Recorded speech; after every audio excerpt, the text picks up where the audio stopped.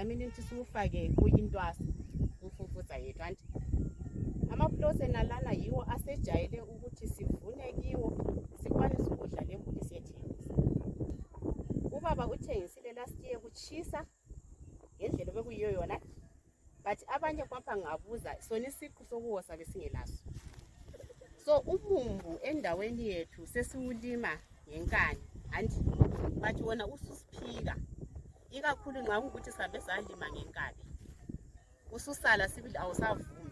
So asizamenini ukuzama zona ezizilimo ezivumayo. Kwi-Intwasa nje sile umumbu ente ungaba yi-1 plot, sibe lamabele, sibe lenyawuthi anti sibe lamazambane anti amazambane siwafakela ukuthi singafaka umumbu kokuphela umhlabathi wethu yabulokhu uphela imsoco. So nxa iphela imsoco sesingahlanyela izilimo zethu singenzi kahle, siyabe sifuna senze lokho ukuthi rotation.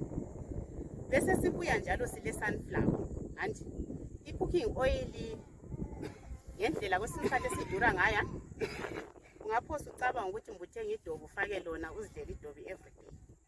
So sizama ukuthi khona sizenzeleni i-cooking oil singikhaya. At the same time sikwaniseni ukuthi senzeni i-livestock feed. Antsho lapha siyindawo ye-livestock la. So siyabe sikhanda ukuthi siphinde senzelani i-livestock feed ku-sunflower yena leyo. So kuza kuba le sunflower futhi. Besides i-sunflower eku-government, sile sunflower ezimgoqo efakwa under i-contract. Ngibona sebekhankasile, ngibona obaba benqakuza amakhanda lapha. So asizithatheni inhlelo zena lezi zizasiphakamisa. Singahlali silokhu sinjani silapho esikhona. Ngibona ngani ngala amafitshane ngizanibisela kubaba uJiri. Athi khamfu.